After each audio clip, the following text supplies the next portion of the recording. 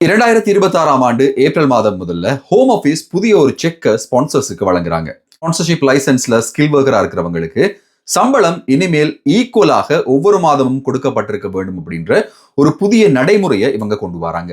இந்த நடைமுறை ஏற்கனவே இருந்திருந்தாலும் இனிமேல் வரும் காலங்களில் ILR அப்ளிகேஷனுக்கு போகும்போது தீவிரமாக இது செக் பண்ணப்பட போகிறது அப்படின்ற ஒரு தகவல் தான் இதன் மூலமாக தெரிவிக்கப்படுகிறது. இதுல என்ன பார்க்க போறாங்க அப்படின்னா, இதுவரை காலமும் எப்படி பார்த்தாங்கன்னும் போது ஒரு வருஷத்துக்கான சம்பளம் COSல எவ்வளவு சொல்லப்பட்டிருக்கோ அது அந்த வருஷம் முடியும் போது ஒருவருடைய கைக்கு போயிருந்தா போதும் அப்படின்ற மாதிரியான ஒரு நிலவரம் தான் இதுவரையில இருந்து வந்தது.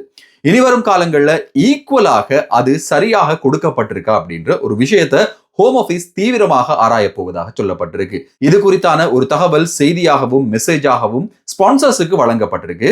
உதாரணமா ஒரு வருஷத்துக்கு ஒருவருக்கு 24,000 சம்பளம் அப்படின்னு சொல்லி நிர்ணயிக்கப்பட்டிருந்தா மாதம் அவருக்கு 2,000 சம்பளத்தை கொடுத்திருக்கவே வேண்டும். அது மாத சம்பளமாக இருந்தா 2,000, இல்ல 4 மாதங்களுக்கு ஒருக்கா சம்பளம்னா அதுக்கான சரியான கொடுப்பனவு கொடுக்கப்பட்டிருக்க வேண்டும். அவருக்கு எப்படியான அக்ரிமெண்ட் வழங்கப்பட்டிருக்கோ அந்த அக்ரிமெண்ட் படி அவருடைய வங்கி கணக்குக்கு இந்த பணம் போயிருக்கணும் அப்படின்ற ஒரு கம்ப்ளையன்ஸ் செக்க அரசாங்கம் விதிச்சிருக்கிறது. 24,000 அப்படின்னு சொன்னதுக்கான காரணம் என்ன அப்படின்னா 12ஆல பிரிக்கிறது ஈஸியா இருக்கும். அதனால 24,000 அப்படின்னு சொல்லியிருந்தேன். உங்களுடைய சம்பளம் ஆனுவல் சேலரி எப்படி இருக்கோ அந்த சம்பளத்துக்கான ஈக்குவல் பேமெண்ட் ஒவ்வொரு மாதமும் வந்திருக்க வேண்டும் அப்படின்றதான் இந்த புதிய திட்டத்தினுடைய அல்லது புதிய சட்டத்தினுடைய ஒரு நடைமுறையாக இருக்க போகிறது. அக்ஷய திருதியை என்றாலே செல்வமும் வளமும் பெருகும் நாள்.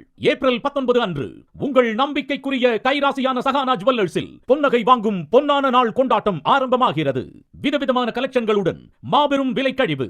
2,000 பவுண்டுக்கு மேல் நகை வாங்கும் அனைவருக்கும் ஒரு மிக்ஸி இலவசம். அது மட்டுமில்லாமல் அக்ஷய திருதியை என்று நகை வாங்கும் அனைவருக்கும் பற்பல பரிசு பொருட்கள் காத்திருக்கின்றன.